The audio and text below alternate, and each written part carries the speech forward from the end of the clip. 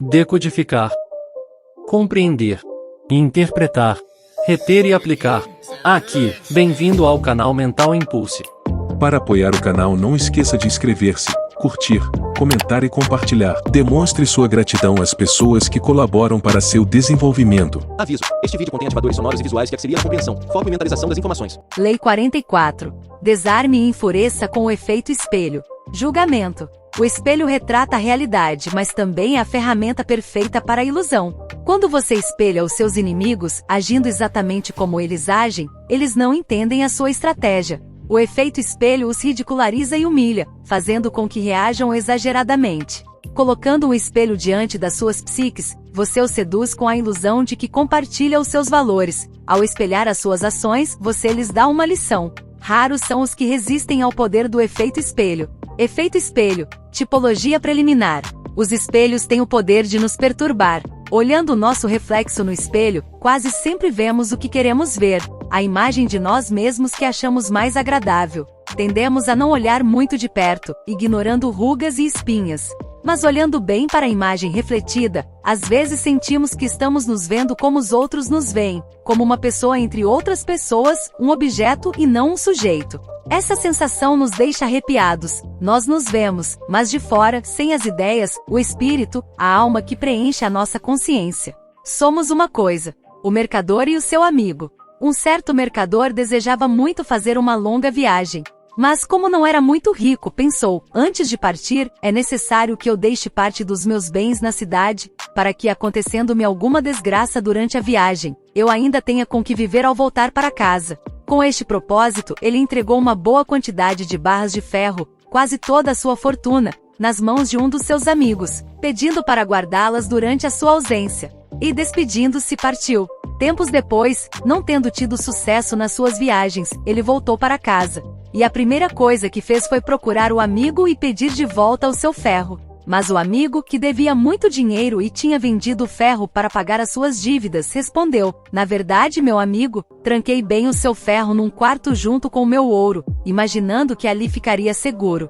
Mas aconteceu um acidente que ninguém esperava: um rato comeu tudo. O mercador, fingindo-se de ignorante, retrucou: que azar, mas há muito sei que os ratos adoram ferro. Já me fizeram sofrer muitas vezes por causa disso, portanto posso suportar melhor a minha atual aflição. Esta resposta agradou muito ao amigo, que ficou feliz em ver o outro tão disposto a acreditar que um rato tinha comido o seu ferro.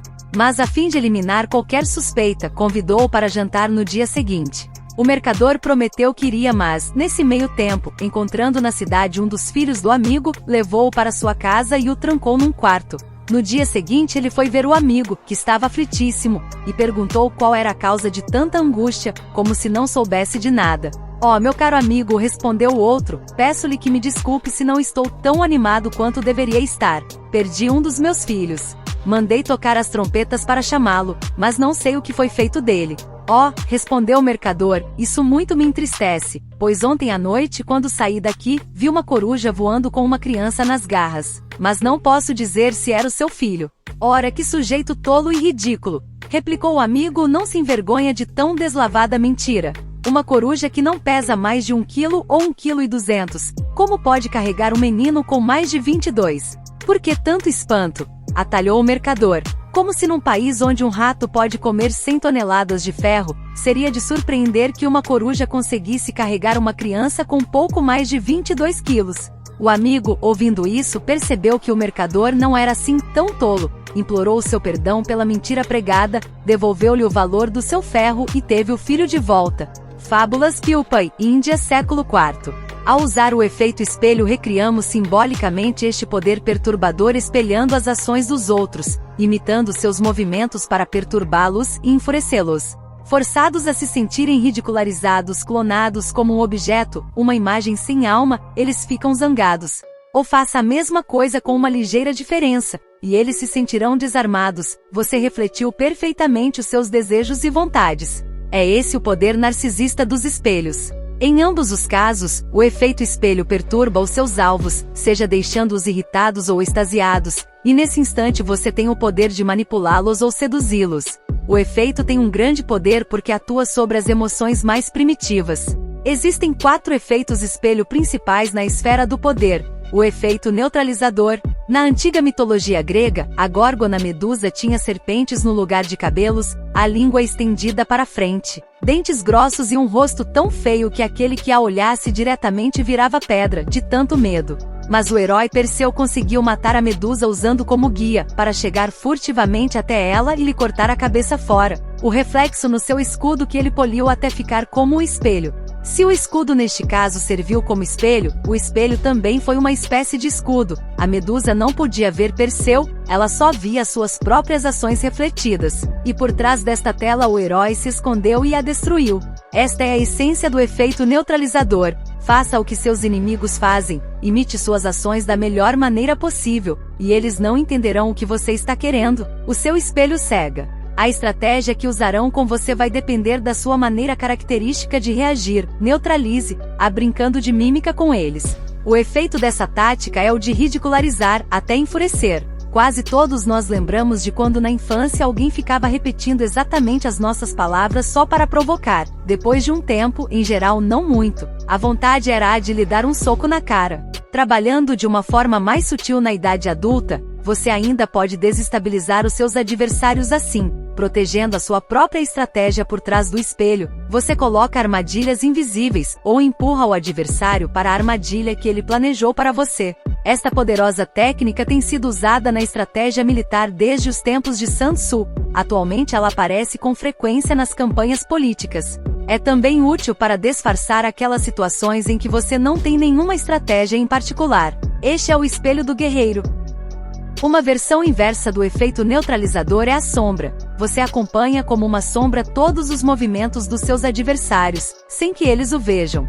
Use a sombra para colher informações que neutralizarão a estratégia deles mais tarde, quando você será capaz de frustrar todos os seus movimentos. A sombra é eficaz porque, seguindo os movimentos dos outros, se obtém percepções valiosas de seus hábitos e rotinas. A sombra é o expediente mais usado por detetives e espiões.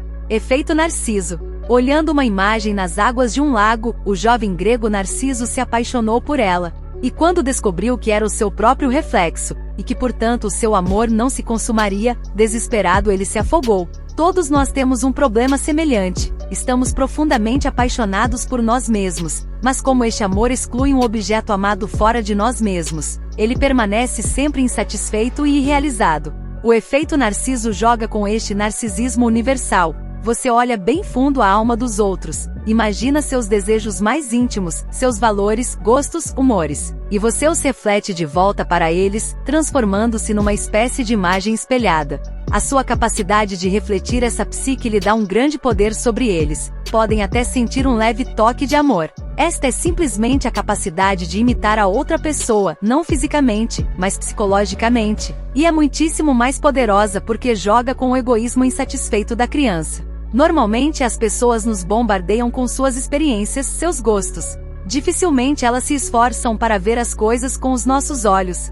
É desagradável, mas também cria uma ótima oportunidade. Se você é capaz de mostrar que compreende a outra pessoa refletindo seus sentimentos mais íntimos, ela ficará extasiada e desarmada, tanto mais porque é muito raro isso acontecer. Ninguém resiste à sensação de estar sendo harmoniosamente refletido no mundo exterior, mesmo que você esteja manipulando isso para benefício deles, e com o propósito pessoal de iludir. O efeito Narciso faz maravilhas, tanto na vida social quanto nos negócios. Ele nos dá o espelho tanto do sedutor quanto do cortesão. O efeito moral. O poder do argumento verbal é extremamente limitado, e quase sempre resulta no oposto do que se pretendia.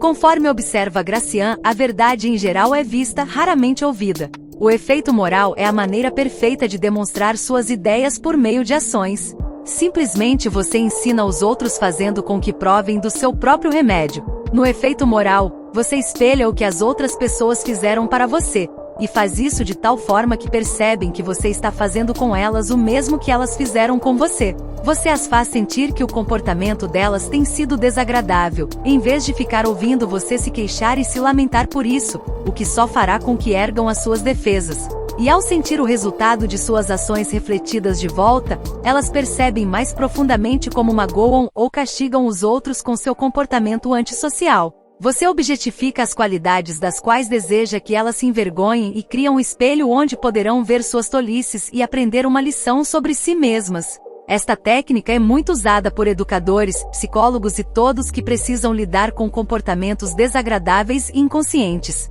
Este é o espelho do professor. Mas havendo ou não algo de errado na maneira como você foi tratado, quase sempre você lucra refletindo isso de volta de uma forma que faça as pessoas se sentirem culpadas. Efeito alucinatório. Os espelhos são tremendamente enganadores, pois criam uma sensação de que se está vendo o mundo real. Na verdade, você está vendo apenas um pedaço de vidro, que, como todos sabem, não pode mostrar o mundo exatamente como ele é. Tudo no espelho fica invertido. Quando Alice atravessa o espelho no livro de Lewis Carroll, ela entra no mundo que está de trás para frente, e mais do que só visualmente. O efeito alucinatório acontece quando se cria uma cópia perfeita de um objeto, um lugar, uma pessoa. Esta cópia funciona como uma espécie de manequim. As pessoas a tomam pela coisa real, porque tem a aparência física da coisa real. Esta é a técnica preferida dos ilusionistas, que estrategicamente imitam o mundo real para enganar você, e também é aplicada em qualquer área que exija camuflagem. É o espelho do enganador. Quando está atracado com o inimigo e percebe que não pode mais avançar, você penetra no inimigo e vocês dois se tornam um só. Você pode vencer, aplicando a técnica adequada, enquanto estiverem enredados um no outro. Você pode vencer decisivamente porque tem a vantagem de saber penetrar no inimigo, ao passo que afastando-se dele, você perderia essa chance. The Book of Five Rings, Miyamoto Musashi, Japão, século 17. A observação dos efeitos espelhados. Observância aí. Em fevereiro de 1815, o imperador Napoleão escapou da ilha de Elba, onde fora aprisionado pelas forças aliadas da Europa, e voltou para Paris numa marcha que agitou a nação francesa, atraindo tropas e cidadãos de todas as classes para o seu lado e afugentando do trono o seu sucessor, o rei Luís XVIII. Em março, no entanto, depois de se restabelecer no poder, ele teve de reconhecer que a situação na França havia mudado muito. O país estava devastado, ele não tinha aliados entre as outras nações europeias, e os seus ministros mais fiéis e importantes o tinham abandonado ou deixado o país. Do velho regime sobrara apenas um homem, Joseph Fouché, seu ex-ministro da polícia. Napoleão dependera de Fouché para fazer o trabalho sujo durante todo o seu reinado anterior, mas nunca fora capaz de entender o seu ministro. Ele tinha uma equipe de agentes espionando todos os seus ministros, para estar sempre em posição mais vantajosa, mas nenhum tinha conseguido saber nada de Fouché. Quando suspeito de alguma iniquidade, o ministro não se zangava nem levava a acusação para o lado pessoal, rendia-se e abaixava a cabeça. Sorria e mudava de cor como um camaleão, adaptando-se às exigências do momento. No início, essa atitude pareceu agradar, mas, depois de um certo tempo, ela deixou Napoleão frustrado, sentindo a superioridade daquele homem escorregadio. Ele já havia exonerado todos os seus ministros mais importantes, inclusive Talleyrand, mas jamais tocará em Fouché. E assim, em 1815, de volta ao poder e precisando de ajuda, ele viu que não tinha outra escolha senão nomear novamente Fouché para seu ministro da polícia. Já transcorridas várias semanas do novo reinado, os espiões de Napoleão lhe disseram acreditar que Fouché mantinha contatos secretos com ministros de países estrangeiros, inclusive Metternich, da Áustria. Temendo que o seu ministro mais valioso estivesse traindo com seus inimigos, Napoleão precisava descobrir a verdade antes que fosse tarde demais. Não era possível confrontar Fouché diretamente, em pessoa, o sujeito era escorregadio como uma enguia. Napoleão precisava de provas concretas. A raposa e a cegonha. Um dia a raposa resolveu convidar a cegonha para jantar. A refeição era simples, sendo de hábito sovina, não lhe agradava a boa cozinha. De fato, foi apenas um mingau ralo servido num prato raso. Em um minuto a nossa espertalhona comeu tudo, mas a convidada, bicando aqui e ali, não conseguiu comer nada. Querendo retribuir a cruel brincadeira, a cegonha convidou a raposa para jantar na semana seguinte.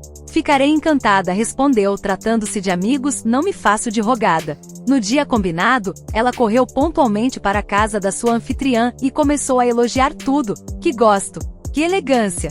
E a comida feita especialmente. E sentou-se com apetite voraz. As raposas estão sempre prontas para comer, saboreando o delicioso aroma da carne. Era carne moída e servida, bem feito para ela, num vaso de gargalo estreito e longo. A cegonha, curvando-se facilmente, degustou a sua porção com seu longo bico. O focinho da outra, entretanto, sendo do tamanho e do formato errado, teve de voltar ao seu covil de barriga vazia, arrastando a cauda de orelhas caídas, envergonhada como uma raposa apanhada por uma galinha. Fábulas selecionadas, Jean de La Fontaine, de 1621 a 1695. Estas surgiram em abril, quando a polícia particular do imperador capturou um cavalheiro vienense que tinha vindo a Paris passar informações a Fouché. Mandando que o trouxessem à sua presença, Napoleão o ameaçou com um tiro ali mesmo se não confessasse. O homem cedeu e admitiu que tinha entregado a Fouché uma carta de Metternich, escrita com tinta invisível, combinando uma reunião secreta de agentes especiais na Basileia. Napoleão então mandou que um dos seus próprios agentes se infiltrasse na reunião. Se Fouché estava mesmo planejando traí-lo, seria finalmente apanhado em flagrante e enforcado. Napoleão esperou pacientemente a volta do agente, mas, para seu espanto, o sujeito apareceu dias depois dizendo não ter escutado nada que evidenciasse o comprometimento de Fouché com uma conspiração. De fato, parecia que os outros agentes ali desconfiavam que Fouché estivesse traindo a eles, como se ele estivesse o tempo todo trabalhando para Napoleão. Napoleão não acreditou nisso. Fouché conseguirá lhe passar a perna de novo. Na manhã seguinte, Fouché foi visitar Napoleão e observou: por falar nisso, senhor, não lhe disse que recebi uma carta de Metternich há alguns dias. Estava com a cabeça tão cheia de coisas mais importantes. Além do mais, seu emissário esqueceu de me dar o pó necessário para tornar a escrita legível. Aqui está a carta. Certo de que Fouché estava brincando com ele, Napoleão explodiu: você é um traidor, Fouché. Eu deveria mandar enforcá-lo. E continuou atacando Fouché com veemência, mas não podia exonerá-lo sem provas. Fouché só manifestou espanto diante das palavras do imperador, mas por dentro sorria, porque o tempo todo estivera fazendo o jogo do espelho. Interpretação.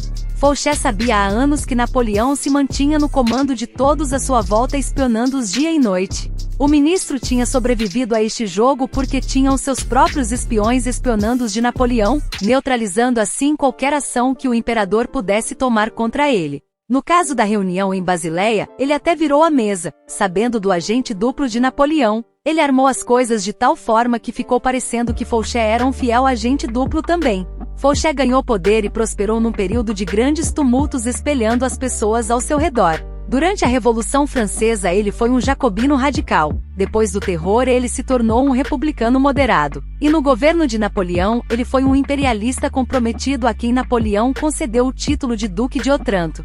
Se Napoleão usava suas armas para insultar as pessoas, Fouché garantia que ele também levasse a sua parte, como todos os outros.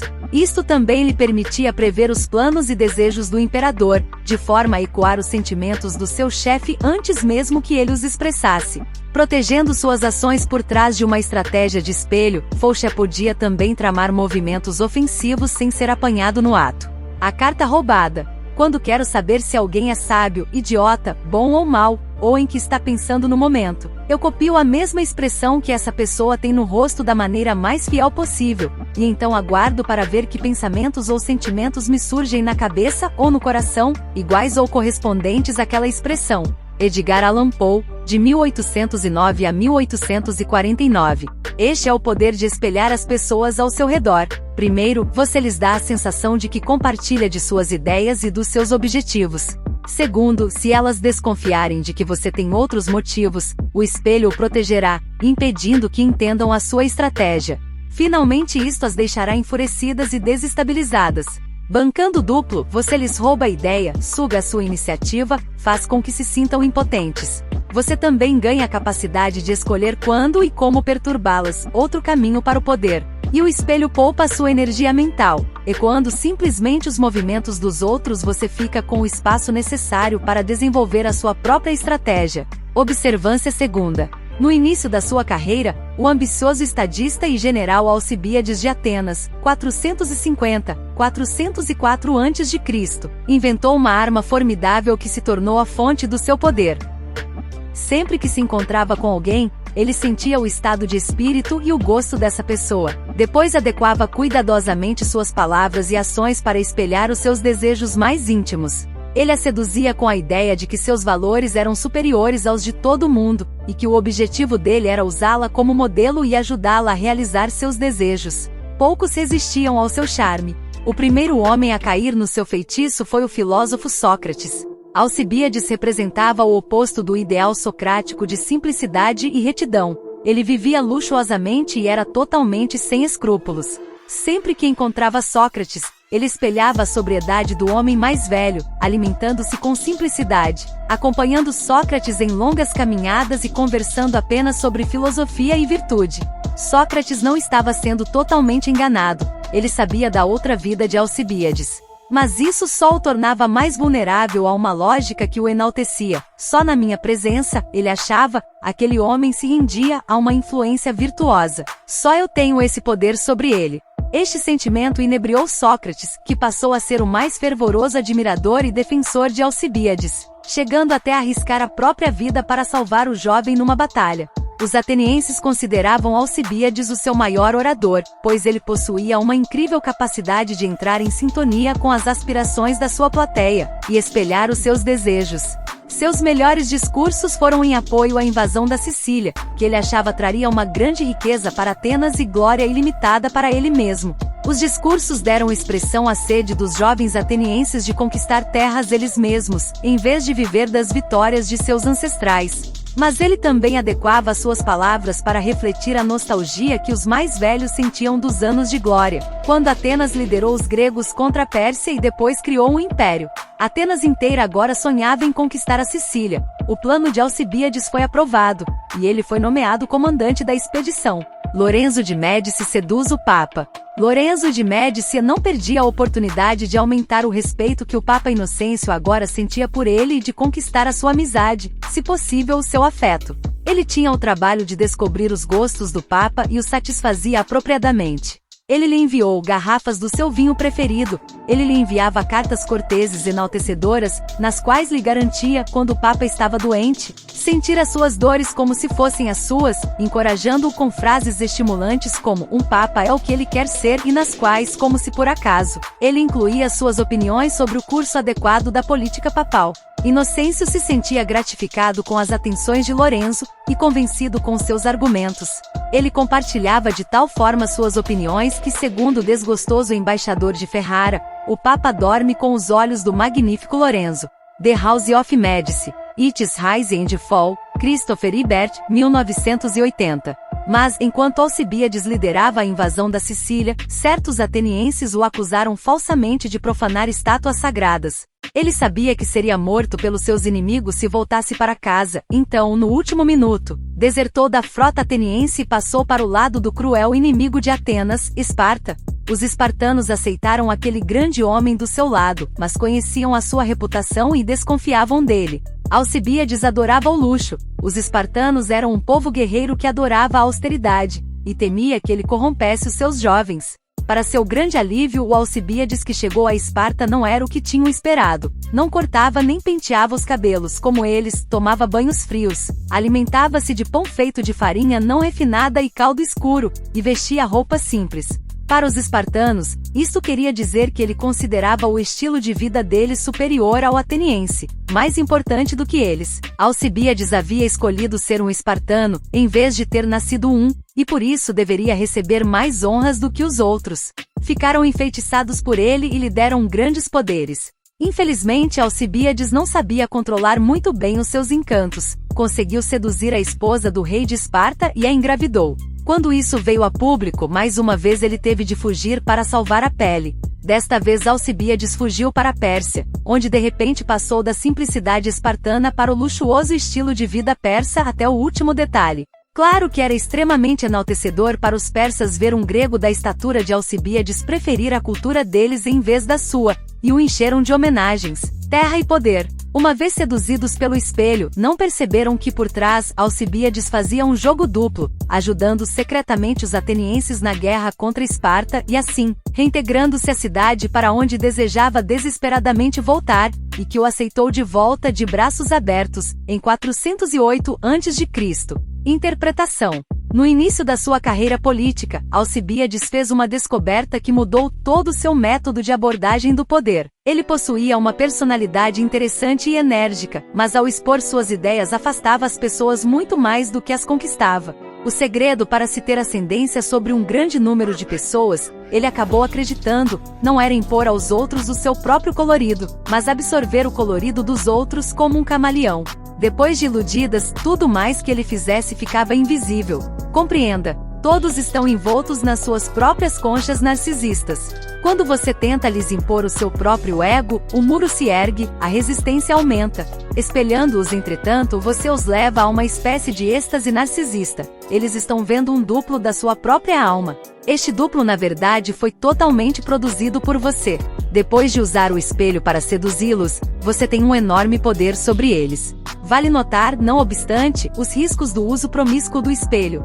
Diante de Alcibíades, as pessoas se sentiam maiores, como se os seus egos estivessem duplicados. Mas depois que ele ia embora, elas se sentiam vazias e diminuídas, e quando viam espelhando pessoas completamente diferentes tão bem quanto tinha feito com elas, elas se sentiram não só diminuídas, mas traídas. O uso excessivo do efeito espelho de Alcibíades fez povos inteiros se sentirem usados, tanto que ele tinha constantemente de fugir de um lugar para o outro. Na verdade, Alcibíades irritou tanto os espartanos que eles acabaram por assassiná-lo. Ele tinha ido longe demais. O espelho do sedutor deve ser usado com cautela e discernimento. Wittgenstein tinha o extraordinário dom de adivinhar os pensamentos da pessoa com quem estava discutindo. Enquanto o outro lutava para colocar em palavras as suas ideias, Wittgenstein percebia o que era e falava por ele. Este seu poder, que às vezes parecia fantástico, era possível, tenho certeza, devido às suas longas e contínuas pesquisas. Ludwig Wittgenstein, a Memoir, Norman Malcolm, 1958. Observância terceira. Em 1652, a baronesa Mancini, viúva recente, se mudou com a família de Roma para Paris, onde poderia contar com a influência e a proteção do irmão, o cardeal Mazarino, primeiro-ministro da França. Das 5 filhas da baronesa, 4 deixaram a corte tonta com a sua graça e beleza. Estas encantadoras sobrinhas do cardeal Mazarino ficaram conhecidas como as Mazarinettes, e logo passaram a ser convidadas para todas as funções mais importantes da corte. A outra filha, Marie Mancini, não compartilhava da mesma sorte, faltando-lhe a graça e a beleza das irmãs, as quais, junto com a mãe e até o cardeal Mazarino, acabaram por antipatizar com ela achando que estragava a imagem da família. Tentaram convencê-la a entrar para um convento, onde não causaria tanto constrangimento, mas ela se recusou. Em vez disso, aplicou-se aos estudos, aprendendo latim e grego, aperfeiçoando seu francês e exercitando seus talentos musicais.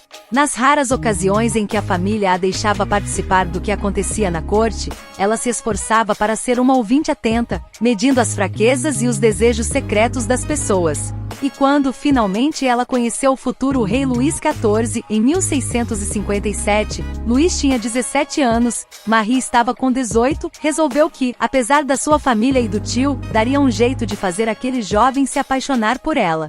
O médico deve ser opaco aos seus pacientes e, como um espelho, mostrar nada mais do que lhe é mostrado. Sigmund Freud, de 1856 a 1939. Esta parecia ser uma tarefa impossível para uma moça tão comum, mas Marie estudou o futuro rei atentamente. Notou que a futilidade das irmãs não o agradava e percebeu que ele detestava os esquemas e a politicagem mesquinha que fervilhava ao seu redor. E viu que ele tinha uma natureza romântica, lia romances de aventuras, insistia em marchar encabeçando as suas tropas, e tinha altos ideais e paixão pela glória. A corte não alimentava essas suas fantasias. Era um mundo banal, superficial que o aborrecia. A chave para o coração de Luís, Marie percebeu, seria um espelho que refletisse essas fantasias e anseios juvenis de glória e romance. Para começar, ela mergulhou nos romances, poemas e peças românticas dos quais ela sabia que o jovem rei era um leitor voraz. Quando Luís veio conversar com ela, percebeu encantado que ela falava das coisas que lhe tocavam a alma, não de moda ou fofocas, mas do amor cortês, dos feitos dos grandes cavaleiros, da nobreza de reis e heróis do passado. Ela alimentou a sua sede de glória criando a imagem de um rei augusto e superior, a que ele aspirava ser. Ela atiçou a sua imaginação. Como o futuro rei Sol passava cada vez mais tempo na companhia de Marie, acabou se tornando óbvio que ele estava apaixonado pela moça menos provável da corte. Para o desgosto das irmãs e da mãe, ele enchia Marie Mancini de atenções. Levava-a em suas campanhas militares, e fazia questão de posicioná-la num local de onde podia ficar assistindo enquanto ele marchava para uma batalha. Até prometeu a Marie que se casaria com ela e a faria sua rainha. Mazarino, entretanto, não ia deixar que o rei se casasse com sua sobrinha, uma mulher que não propiciaria à França alianças reais ou diplomáticas. Luís tinha de se casar com uma princesa da Espanha ou da Áustria. Em 1658, Luís sucumbiu à pressão e concordou em romper com o primeiro envolvimento romântico da sua vida. Ele lamentou muito ter de fazer isso, e no final da sua vida reconheceu que jamais tinha amado ninguém como a Marie Mancini. Interpretação: Marie Mancini fez o jogo do sedutor muito bem. Primeiro ela deu um passo atrás, para estudar a sua presa. A sedução quase sempre não vai adiante do primeiro passo porque é muito agressiva. O primeiro movimento deve ser sempre um recuo. Estudando o rei de longe, Marie viu o que o distinguia dos outros: os grandes ideais, a natureza romântica, e desdém snob pela política mesquinha. O próximo passo de Marie foi espelhar esses anseios secretos de Luís, fazendo-o vislumbrar o que poderia ser um rei divino. Este espelho tinha várias funções: satisfazer o ego de Luís dando-lhe um duplo que ele podia ver, e também manter o foco tão exclusivamente voltado para ele a ponto de fazê-lo sentir que Marie existia para ele apenas. Cercado por um bando de cortesãos ardilosos que só pensavam em seus próprios interesses, ele não conseguiu resistir a este foco devocional. Finalmente, o espelho de Marie estabeleceu um ideal a ser buscado: o do cavaleiro nobre da corte medieval. Para uma alma ao mesmo tempo romântica e ambiciosa, nada poderia ser mais inebriante do que ter alguém lhe mostrando um reflexo seu idealizado. Com efeito, foi ela quem criou a imagem do Rei Sol. Luís mais tarde admitiu a enorme participação de Marie na criação da sua imagem radiante. Nisto está o poder do espelho do sedutor. Ao duplicar os gostos e ideais do seu alvo, você mostra a sua atenção pela psicologia dele, uma atenção mais encantadora do que qualquer ação agressiva. Descubra o que torna a pessoa diferente dos outros, depois erga o espelho e lhe mostre o reflexo dessa diferença. Alimente as suas fantasias de poder e grandeza refletindo seus ideais, e ela sucumbe. Observância 4ª. Em 1538, com a morte da sua mãe Helena, o futuro czar Ivan IV, ou Ivan, o Terrível, então com 8 anos de idade, ficou órfão. Durante 5 anos ele observou como a classe nobre, os boiardos, aterrorizavam o país. De vez em quando, para ridicularizar o jovem Ivan, davam-lhe a coroa e o cetro e o colocavam no trono. Ao verem os pezinhos do menino balançando na borda da cadeira, eles achavam graça e o erguiam dali, e o passavam de mão em mão no ar, fazendo-se sentir impotente diante deles. Aos 13 anos, Ivan assassinou corajosamente o líder dos boiardos e subiu ao trono. Durante muito tempo ele lutou para subjugar o poder dos boiardos, mas eles continuavam desafiando-o.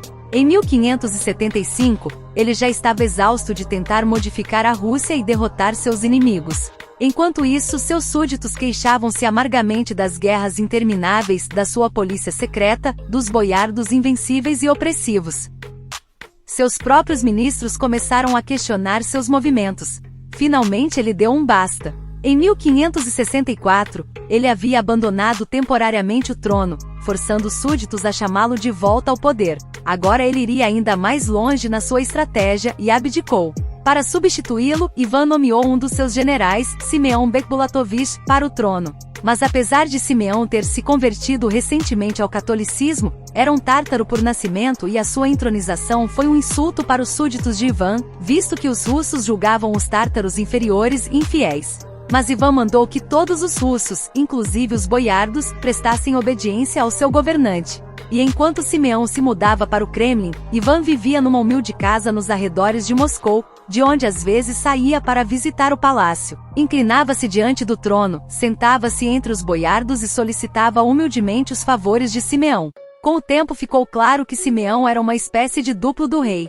Vestia-se como Ivan, e agia como Ivan, mas não tinha poder real porque ninguém o obedecia realmente. Os boiardos da corte com idade suficiente para se lembrar de que tinham zombado de Ivan quando ele era menino, colocando-o sentado no trono, viram a relação. Eles tinham feito Ivan se sentir como um fraco pretendente. Agora ele os espelhava colocando o seu próprio fraco pretendente no trono. Por 2 longos anos ele ergueu o espelho de Simeão diante do povo russo. O espelho dizia: suas lamúrias e desobediências fizeram de mim um czar sem poder real. pois eu estou refletindo de volta para vocês a imagem de um czar sem poder real. Vocês me trataram desrespeitosamente, então eu farei o mesmo com vocês, fazendo da Rússia motivo de risos para o mundo inteiro. Em 1577, em nome do povo russo, os boiardos punidos mais uma vez imploraram a Ivan que voltasse ao trono, o que ele fez. Ele foi o czar até morrer em 1584, e as conspirações, as queixas e as desconfianças desapareceram junto com Simeão. Interpretação. Em 1564, depois de ameaçar abdicar, Ivan obteve o poder absoluto. Mas esse poder foi aos poucos se reduzindo conforme cada setor da sociedade, os boiardos, a igreja, o governo, rivalizava por mais controle. As guerras no estrangeiro tinham exaurido o país, as disputas internas aumentaram, e as tentativas de Ivan para reagir tinham sido vistas com desprezo. A Rússia se transformará numa espécie de sala de aula barulhenta onde os alunos riam abertamente do professor.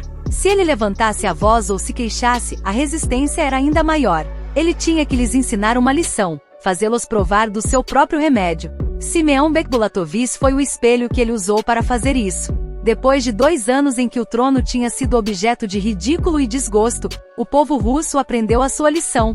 Queriam o seu czar de volta, concederam-lhe toda a dignidade e respeito que a posição sempre deveria ter merecido. Pelo resto do seu reinado, a Rússia e Ivan se entenderam muito bem.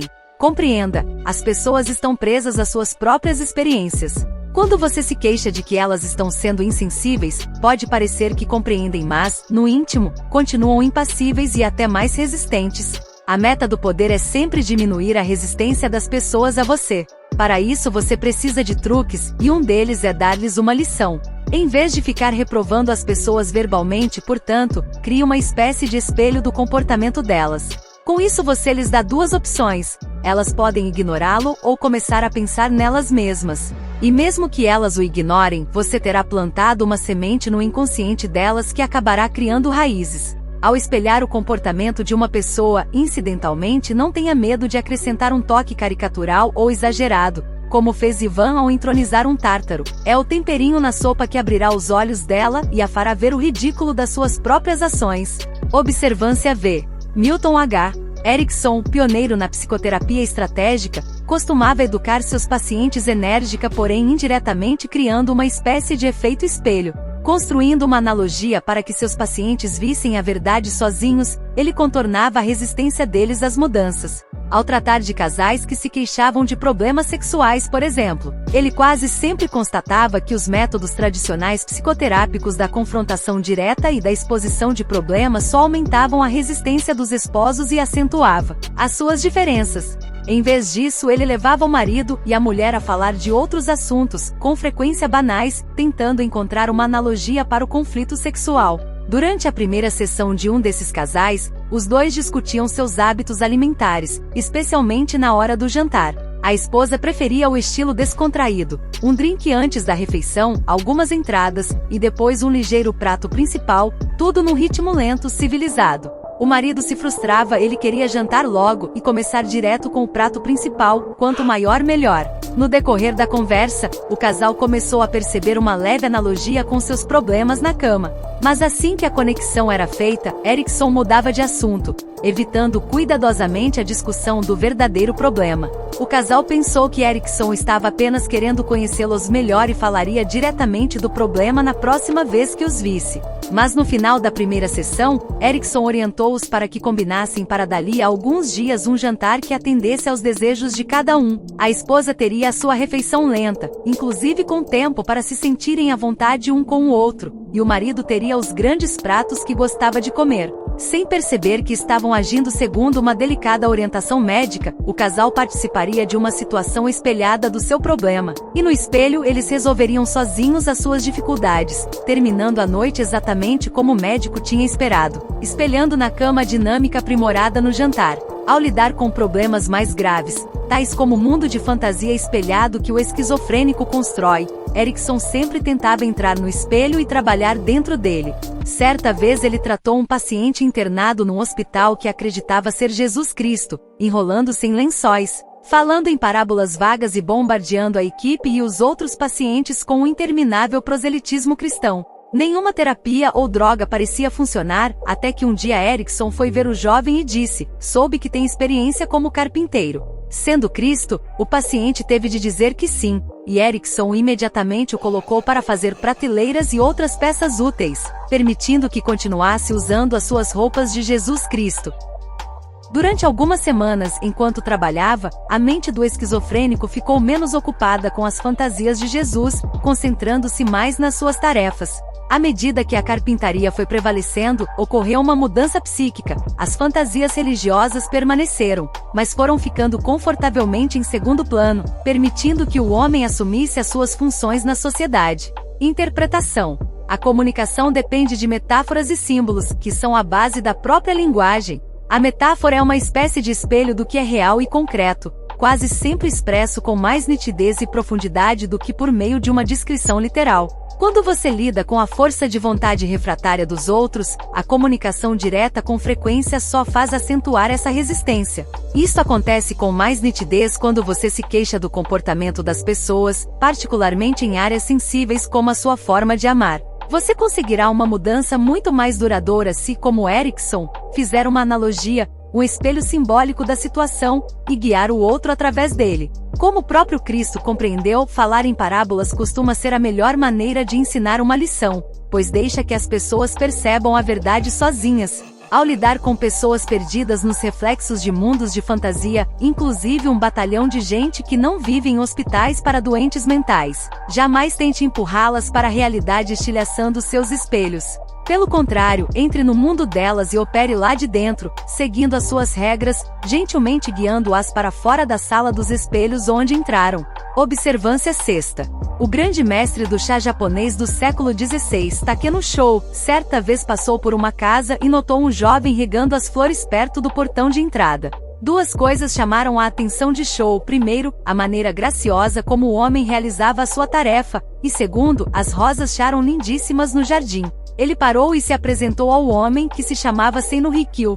Shou queria ficar, mas já tinha um compromisso e estava com pressa. Antes de ir, entretanto, Rikyu o convidou para tomar chá no dia seguinte. Shou aceitou satisfeito. No dia seguinte, ao abrir o portão do jardim, Shou viu horrorizado que não restava uma única flor. Mais do que tudo, ele tinha vindo por causa das rosas que não tivera tempo de apreciar no dia anterior. Agora, desapontado, preparava-se para ir embora quando, diante do portão, parou e resolveu entrar na sala de chá de Rikyu. Mal havia entrado e parou atônito. Na sua frente estava um vaso pendurado no teto, e no vaso havia uma única rosa Sharon, a mais bela do jardim. Seino Rikyu havia lido os pensamentos do seu convidado, e com este gesto eloquente, demonstrou que naquele dia convidado e anfitrião estariam em perfeita harmonia. Seino Rikyu acabou se tornando o mais famoso mestre da cerimônia do chá, e sua marca registrada era esta capacidade incrível de se harmonizar com os pensamentos de seus convidados e pensar com antecedência, encantando-os ao se adaptar ao gosto deles. Certo dia, Rikyu foi convidado para o chá por Yamashina Ishigiban, admirador da cerimônia do chá mas também um homem com um grande senso de humor. Quando Rikyu chegou à casa de Ishigiban, encontrou o portão do jardim fechado, então ele o abriu para procurar o seu anfitrião. Do outro lado do portão ele viu que alguém tinha cavado um fosso, cobrindo-o cuidadosamente depois com tela e terra. Percebendo que Ishigiban tinha planejado uma brincadeira, ele condescendentemente deu um passo e caiu no fosso, sujando assim as suas roupas de lama. Aparentemente horrorizado, Ishigiban veio correndo e levou logo Rikyu para tomar um banho que por algum motivo inexplicável já estava preparado.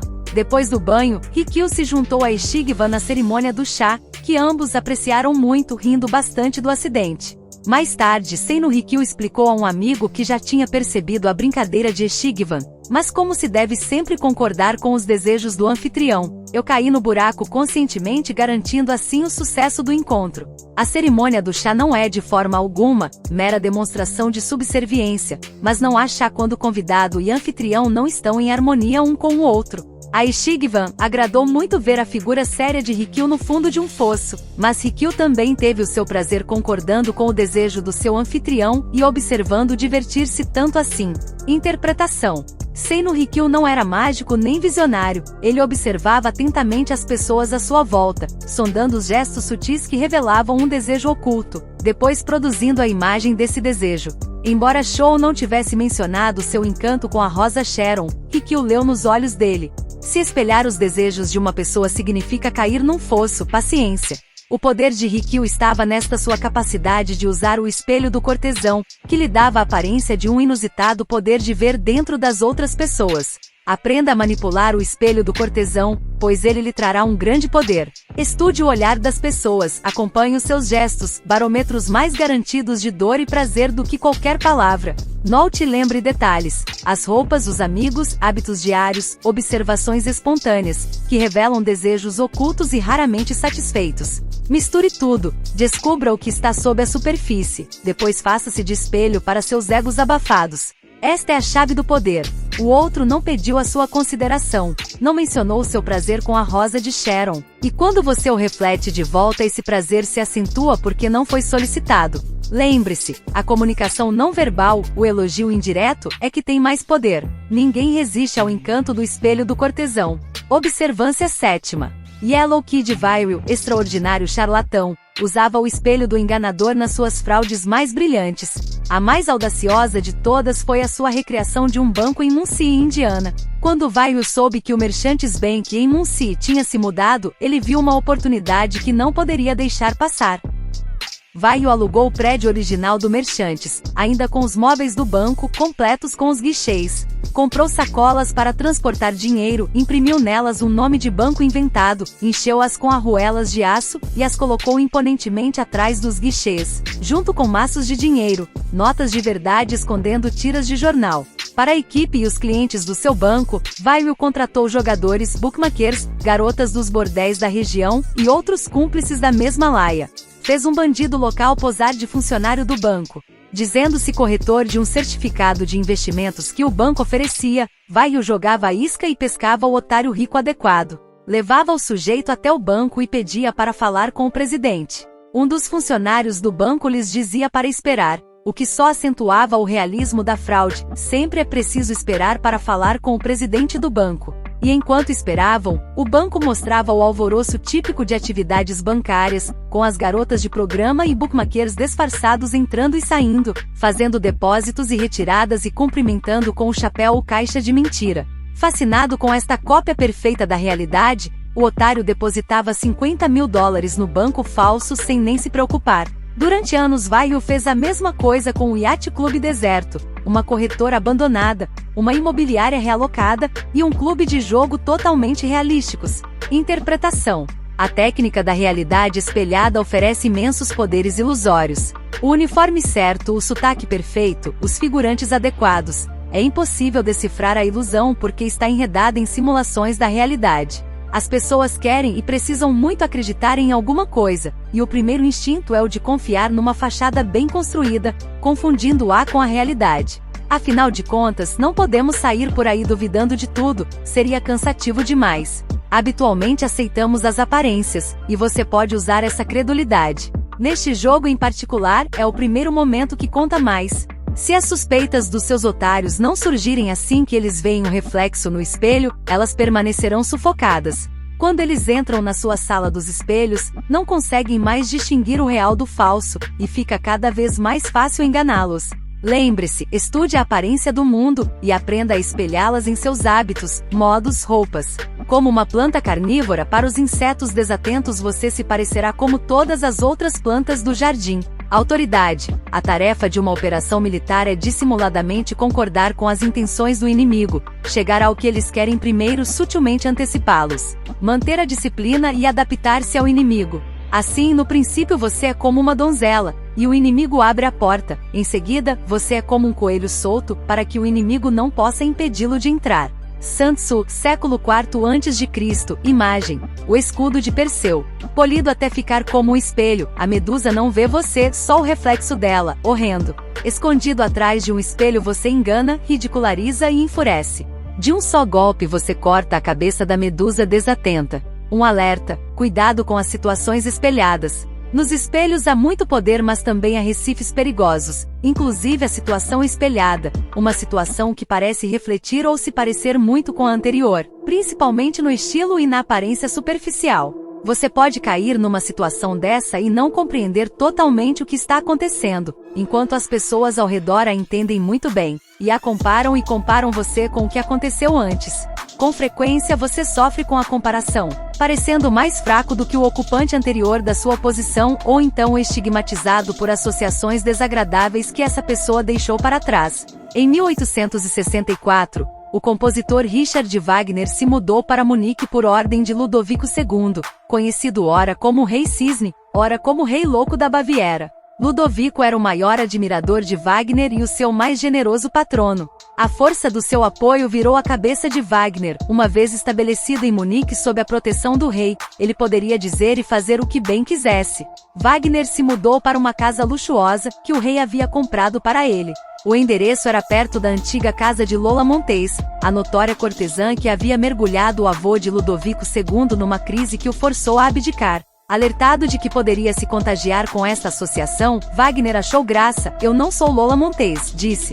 Mas não demorou muito e os cidadãos de Munique começaram a se ressentir com os favores e o dinheiro que chovia sobre Wagner, e o apelidaram de Segunda Lola, ou Lolote.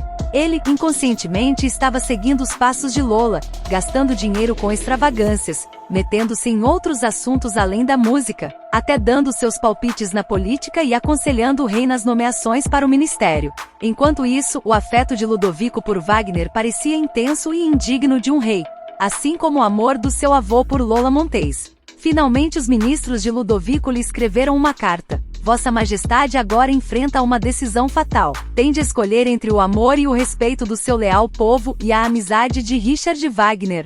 Em dezembro de 1865, Ludovico pediu educadamente ao amigo que fosse embora e nunca mais voltasse. Wagner havia inadvertidamente se colocado como reflexo de Lola Montez. Uma vez ali, tudo que fizesse lembrava aos obstinados bávaros aquela temível mulher, e não havia nada que ele pudesse fazer a respeito. Evite esses efeitos associações como uma praga. Numa situação espelhada você tem pouco ou nenhum controle sobre os reflexos e lembranças associados a você, e qualquer situação fora do seu controle é perigosa. Mesmo que a pessoa ou evento tenha associações positivas, você sofrerá pela incapacidade de estar à sua altura, visto que o passado em geral parece maior do que o presente. Se você notar que as pessoas o estão associando a algum evento ou pessoa do passado, faça tudo o que puder para se separar dessa lembrança e estilhaçar esse reflexo. Essa é apenas uma lei, das 48 leis do poder. Para ver as outras 47, acesse nossa playlist, As 48 Leis do Poder, Robert Greene, para sua evolução mental. Para apoiar o canal não esqueça de inscrever-se, curtir, comentar e compartilhar. Demonstre sua gratidão às pessoas que colaboram para seu desenvolvimento.